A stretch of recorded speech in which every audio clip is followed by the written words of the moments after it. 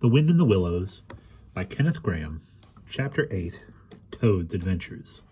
When Toad found himself immured in a dank and noisome dungeon and knew that all the grim darkness of medieval fortress lay between him and the outer world of sunshine and well-metalled high roads where he had lately been so happy, disporting himself as if he had brought up every road in England, he flung himself at full length on the floor and shed bitter tears, and abandoned himself to dark despair.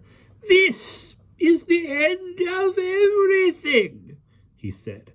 "At least it is the end of the career of Toad, which is the same thing. The popular and handsome Toad, the rich and hospitable Toad, the Toad so free and careless and debonair. How can I hope to be ever set at large again?" he said. "Who have been imprisoned so justly for stealing so handsome a motor car in such an audacious manner, and for such lurid and imaginative cheek bestowed upon such a number of fat, red-faced policemen?" Here his sobs choked him. "Stupid animal that I was," he said. "Now I must languish in this dungeon till people who are proud to say they knew me have forgotten the name of Toad. Oh, wise old badger," he said. "Oh, clever, intelligent rat and sensible mole, what sound judgments, what a knowledge of men and matters you possess, oh unhappy forsaken Toad!" With lamentations such as these, he passed his days and nights for several weeks, refusing his meals or intermediate light refreshments through the grim and ancient jailer, knowing that Toad's pockets were well lined, frequently pointed out that many comforts and indeed luxuries could be arranged to be sent in at a price from outside. Now the jailer had a daughter, a pleasant wench and good-hearted, who assisted her father in the lighter duties of his post.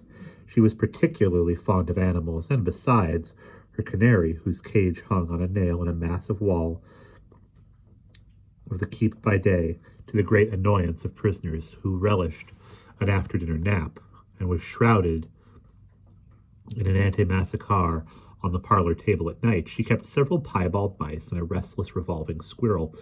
This kind-hearted girl, pitying the misery of Toad, said to her father one day, "Father, I can't bear to see that poor beast so unhappy and getting so thin. You let me have the managing of him. You know how fond of animals I am. I'll make him eat from my hand and sit up and do all sorts of things."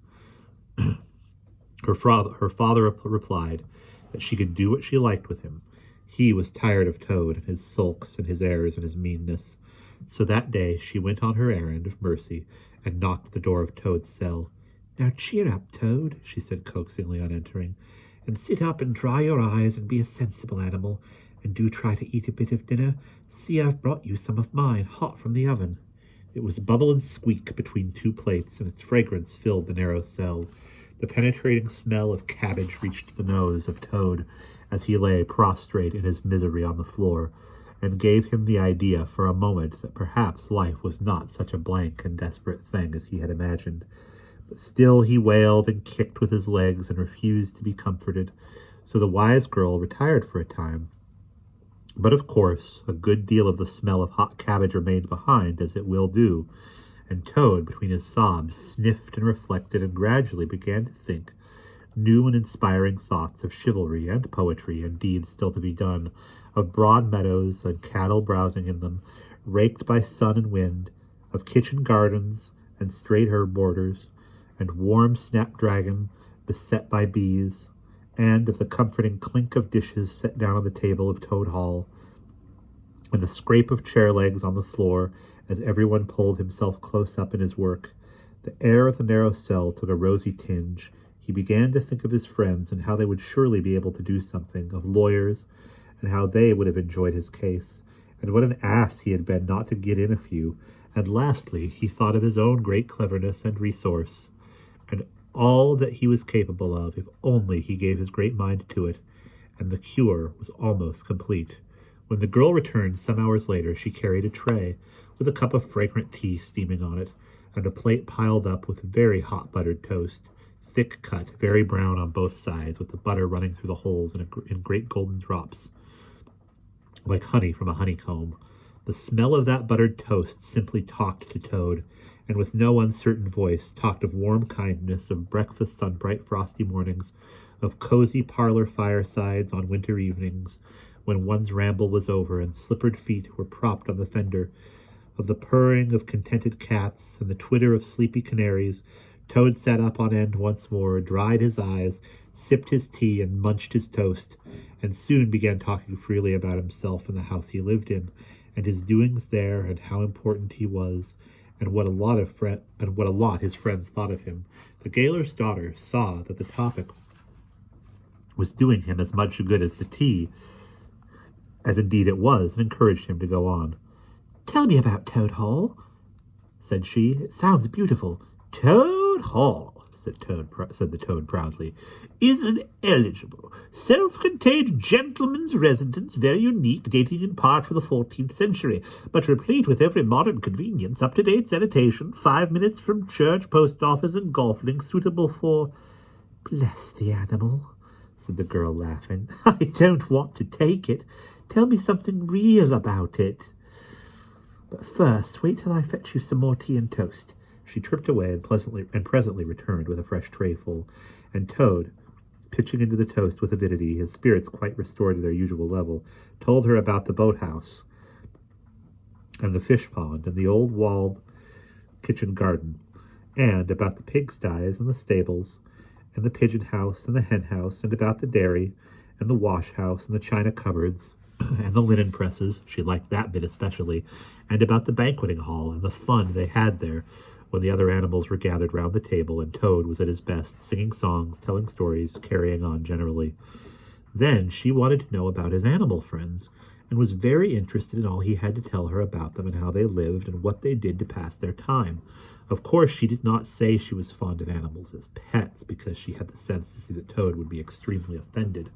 When she said good night, having filled his water jug and shaken up his straw for him, Toad was very much the same sanguine, self-satisfied animal that he had been of old.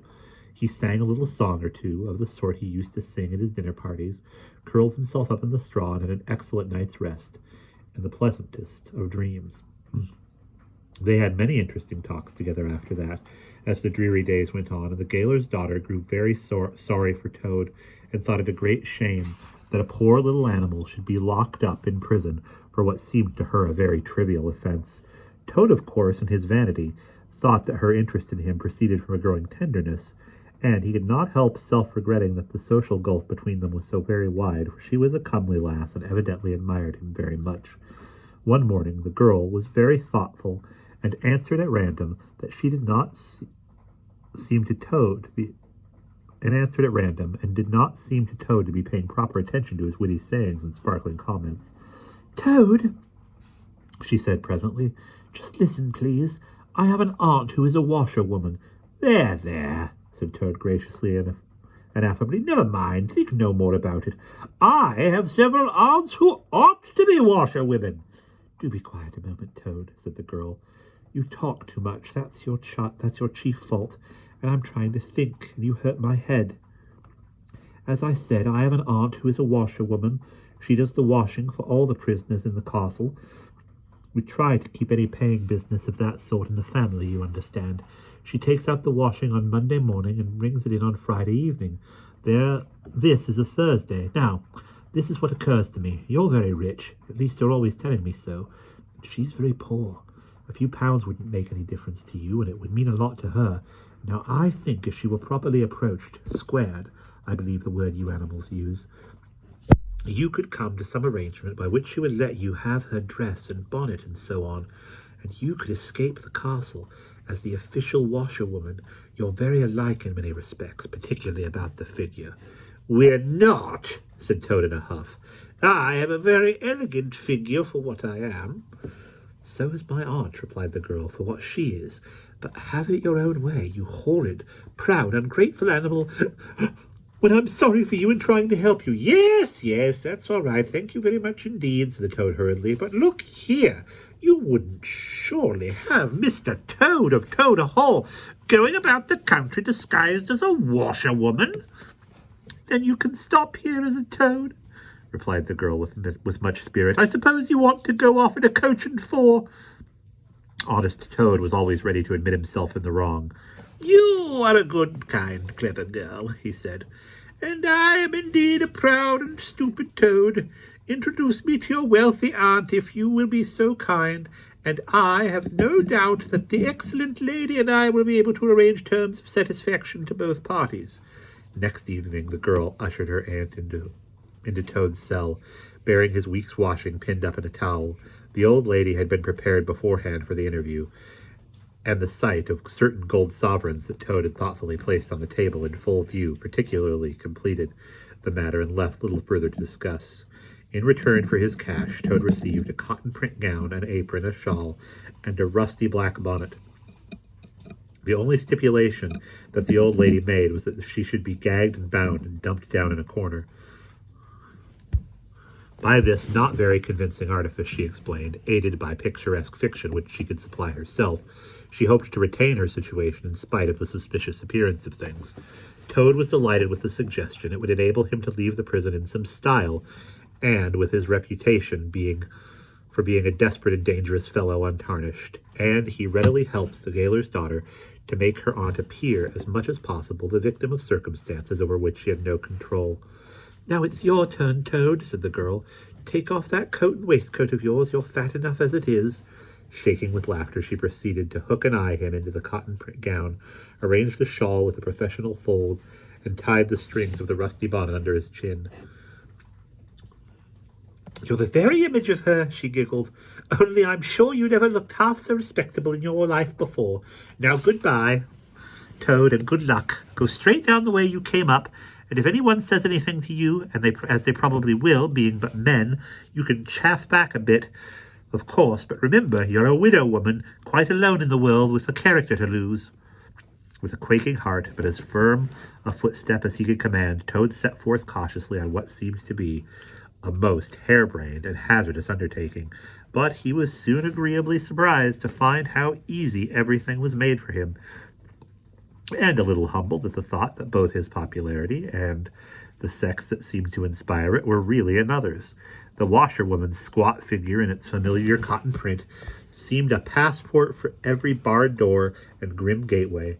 Even when he hesitated, uncertain as to the right turning to take, he found himself helped out of his difficulty by the warder at the next gate, anxious to be off to his tea, summoning him to come along sharp and not keep him waiting there all night. The chaff and the humorous sallies to which he was subjected, and to which, of course, he had to provide prompt and effective reply, formed indeed his chief danger, for Toad was an animal with a strong sense of his own dignity, and the chaff was mostly, he thought, poor and clumsy, and the humor of the sallies entirely lacking. However, he kept his temper though with great difficulty, suited his retorts to his company and his supposed character, and did his best not to overstep the limits of good taste.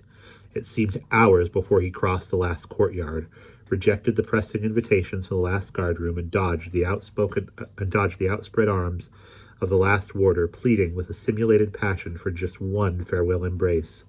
But at last he heard the wicket gate in the great outer door click behind him, felt the fresh air of the outer world upon him, his anxious brow, and knew that he was free. Dizzy with the easy success of his daring exploit, he walked quickly toward the lights of the town, not knowing in the least what he should do next, only quite certain of one thing, that he must remove himself as quickly as possible from the neighborhood where the lady he was forced to represent was so well known and so popular a character. As he walked along, considering, his attention was caught by some red and green lights a little way off, to one side of town, and the sound of the puffing and snorting of engines and the banging of shunted trucks fell to his ear. "Aha!" he thought. "This is a piece of luck. A railway station is the thing I want most in the whole world at this moment, and what's more, I needn't go through the town to get it. I shan't have to support this humiliating character by repartees which, though thoroughly effective, do not assist one's sense of self-respect."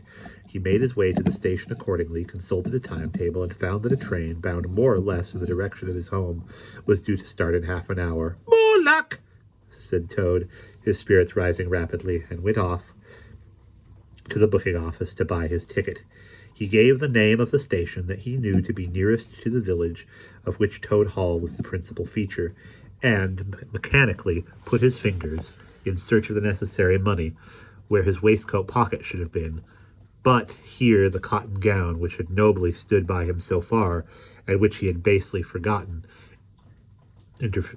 intervened and frustrated his efforts. In a sort of nightmare, he struggled with the strange, uncanny thing that seemed to hold his hands, turn all muscular strivings to water, and laugh at him at the same time, while other travelers, forming up a line behind, waited with impatience, making suggestions of more or less value and comments of more or less stringency and point. At last, somehow, he never rightly understood how, he burst the barriers, attained the goal, arrived at where all waistcoat pockets are eternally situated, and found not only no money, but no pocket to hold it, and no waistcoat to hold the pocket. To his horror, he recollected that he had left both coat and waistcoat behind in his cell, and with them his pocketbook, money, keys, watch, matches, pencil case, all that makes life worth living. All that distinguishes the many-pocketed animal, the lord of creation, from the inferior, one-pocketed or no-pocketed productions that hop or trip about, permissively, unequipped for the real contest. In his misery, he made one desperate effort to carry the thing off, and, with a return to his fine old manner, a blend of the squire and the college don, he said, "Look here, I find I left my purse behind. Just give me that ticket, will you, and I'll send the money on tomorrow. I'm well known in these parts." The clerk stared at him, and the rusty black bonnet a moment, then laughed. "I should think you were pretty well known in these parts," he said, "if you've tried this game often. Here, stand away from the window, please, madam. You're obstructing the other passengers." An old gentleman who had been prodding him in the back for some moments here thrust him away, and what was worse, addressed him as his good woman, which angered Toad more than anything that had occurred that evening. Baffled and full of despair, he wandered blindly down the platform where the train was standing, and tears trickled down each side of his nose. It was hard, he thought, to be within sight of safety, and almost of home, and to be balked by the want of a few wretched shillings, and by the pettifogging mistrustfulness of paid officials. Very soon his escape would be discovered, the hunt would be up.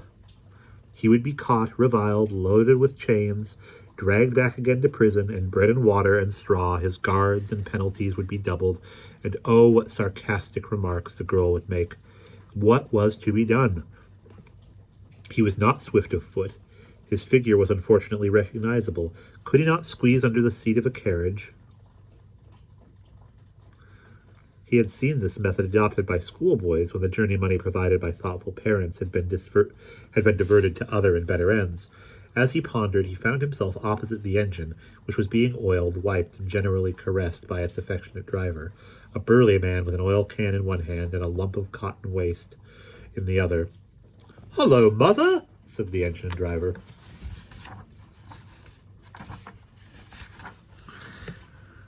"What's the trouble? You don't look particularly cheerful." "Oh, sir," said Toad, crying afresh, "I am a poor, unhappy washerwoman, and I've lost all my money and can't pay for a ticket, and I must get home tonight somehow, or whatever I am to do, I don't know. Oh, dear, oh, dear." "That's a bad business indeed," said the engine driver reflectively. "Lost your money and can't go home, and got some kids, too, waiting for you, I dare say." "Any amount of 'em," sobbed Toad, "and they'll be hungry, and playing with matches, and upsetting lamps, the little innocents, and quarrelling, and going on generally. Oh, dear, oh, dear." "Well, I'll tell you what I'll do," said the good engine driver. "You're a washerwoman into your trade, says you. Very well, that's that. And I'm an engine driver, as you well may see. And there's no denying it's terribly dirty work, uses up a power of shirts, it does, till my missus is fair tired of washing them. If you'll wash a few shirts for me when you get home, and send them along, I'll give you a ride on my engine. It's against the company's regulations, but we're not so very particular in these out-of-the-way parts." The Toad's misery turned into rapture as he eagerly scrambled up into the cab of the engine. Of course, he had never washed a shirt in his life and couldn't if he tried, and anyhow he wasn't going to begin, but he thought, when I get safely home to Toad Hall and have money again and pockets to put it in, I will send the engine driver enough to pay for quite a quantity of washing, and that will be the same thing, or better. The guard waved his welcome flag. The engine driver whistled in cheerful response, and the train moved out of the station. As the speed increased and the Toad could see on either side of him real fields and trees and hedges and cows and horses, all flying past him, and as he thought how every minute was bringing him nearer to Toad Hall, and sympathetic friends, and money to chink in his pockets, and a soft bed to sleep in, and good things to eat, and praise and admiration at the recital of his adventures and his surprising cleverness, he began to skip up and down and shout and sing snatches of song, to the great astonishment of the engine driver, who had come across washerwomen before at long intervals, but never one at all like this. They had covered many and many a mile, and the Toad was already considering what he would have for supper as soon as he got home, when he noticed that the engine driver, with a puzzled expression on his face, was leaning over the side of the engine and listening hard. Then he saw him climb up on the coals and gaze out over the top of the train. Then he turned and said to Toad, "It's very strange, with the last train running in this direction tonight, yet I could be sworn that I heard another following us." Toad ceased his frivolous antics at once. He became grave and depressed, and a dull pain in the lower part of his spine, communicating itself to his legs, made him want to sit down and try desperately not to think of all the possibilities. By this time the moon was shining brightly, and the engine driver, steadying himself on the coal, could command a view of the line behind them for a long distance. Presently he called out, "I can see it now. It is an engine, on our rails, coming along at a great pace. It looks as if we were being pursued." The miserable Toad, crouching in the coal dust, tried hard to think of something to do, with dismal want of success. "They're gaining in on us fast," cried the engine driver, "and the engine is crowded with the queerest lot of people. Men like ancient warders, waving halberds, policemen in their helmets, waving truncheons, and shabbily dressed men in pot hats. Obvious and unmistakable plainclothes detectives, even at this distance, waving revolvers and walking sticks. All waving and all shouting the same thing. Stop, stop, stop." Then Toad fell on his knees among the coals, raising his clasped paws in supplication, cried, "Save me! Only save me, dear, kind Mr. Engine Driver, and I will confess everything. I am not the simple washerwoman I seem to be. I have no children waiting for me, innocent or otherwise. I am a Toad, the well-known and popular Mr. Toad, a landed proprietor.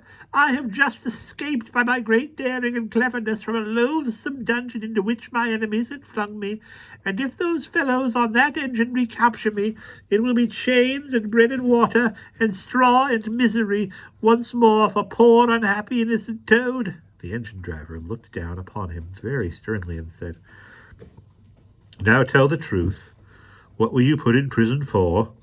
"It was nothing very much," said poor Toad, coloring deeply. "I only borrowed a motor car while the owners were at lunch. They had no need of it at the time. I didn't mean to steal it, really, but people, especially magistrates, take such harsh views of thoughtless and high-spirited actions." The driver looked very grave and said, "I fear that you have been indeed a wicked Toad, and by rights I ought to give you up to the offended justice. But you are evidently in sore trouble and distress, so I will not desert you. I don't hold with motor cars, for one thing. I don't hold with being ordered about by policemen when I'm on my own engine for another, and the sight of an animal in tears always makes me feel queer and soft-hearted. So cheer up, Toad. I'll do my best, and we may beat them yet." They piled on more coals, shoveling furiously. The furnace roared, the sparks flew, the engine leapt and swung. But still their pursuers slowly gained. The engine driver, with a sigh, wiped his brow with a handful of cotton waste and said, "I'm afraid it's no good, Toad. You see, they are running light, and they have the better engine. There's just one thing left for us to do, and it's your only chance, so attend very carefully to what I tell you. A short way ahead of us is a long tunnel, and on the other side of that line On the other side of that, the line passes through a thick wood. Now I will put on all speed I can while we are running through the tunnel, but the other fellows will slow down a bit naturally, for fear of an accident. When we are through, I will shut off steam and put on brakes as hard as I can, and the moment it's safe to do so, you must jump and hide in the wood before they get through the tunnel and see you. Then I will go full speed ahead, and they can chase me if they like, for as long as they like and as far as they like. Now mind and be ready to jump when I tell you. They piled on more coals, and the train shot into the tunnel, and the engine rushed and roared and rattled till at last they shot out of the other end into the fresh air and peaceful moonlight, and saw the wood lying dark and helpful upon either side of the line. The driver shut off steam and put on brakes, and Toad got down on the step, and as the train slowed down to almost walking pace, he heard the driver call out, "Now jump!" Toad jumped, rolled down a short embankment, picked himself up unhurt, scrambled into the wood, and hid. Peeping out, he saw the train get up speed again and disappear at a great pace. Then, out of the tunnel burst the pursuing engine, roaring and whistling, her motley crew waving their various weapons and shouting, "Stop! Stop! Stop!" when they were past. The Toad had a hearty laugh for the first time since he was thrown into prison. But he soon stopped laughing when he came to consider that it was now very late and dark and cold, and he was in an unknown wood with no money and no chance of supper, and still far from friends and home. And the dead silence of everything after the roar and rattle of the train was something of a shock. He dared not leave the shelter of the trees, so he struck into the wood, with the idea of leaving the railway as far as possible behind him. After so many weeks without walls, he found the wood strange and unfriendly, and inclined, he thought, to make fun of him. Night jars sounding their melancholy rattle made him think that the wood was full of searching warders closing in on him. An owl swooping noiselessly toward him brushed his shoulder with its wing, making him jump with the horrid certainty that it was a hand, then flitted off moth-like, laughing its low ho-ho-ho, which Toad thought in very poor taste. Once he met a fox who stopped, looked him up and down in a sort of sarcastic way and said, "Hello, washerwoman. Half a pair of socks and a pillowcase short this week. Mind it doesn't accord again," and swaggered off, sniggering. Toad looked about for a stone to throw at him, but could not succeed in finding one, which vexed him more than anything. At last, cold and hungry and tired out, he sought the shelter of a hollow tree, where, with branches and dead leaves, he made himself as comfortable a bed as he could, and slept soundly till the morning. And that is the end of chapter 8.